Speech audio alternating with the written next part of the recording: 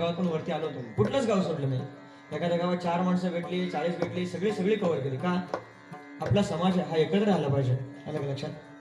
म्हणजे त्यावेळेला वेश असा होता की लोकांना एकतर ओळखू येत नव्हतं, हा नंदी बैलवाला आहे की ज्योतिषी आहे गाणगापूर आलेला आहे, असं वाटत होतं बरं. म्हणजे अशा अवतारामध्ये ही सेवा केलेली आहे. लक्षात घ्या, समाज आपला एकत्र यायला तयार नाही. लक्षात घ्या, आज या जगामध्ये एवढे देश आहेत. भारतावरती मुघलांनी आक्रमण केलं, निजामानं आक्रमण केलं, आदिलशहाने आक्रमण केलं.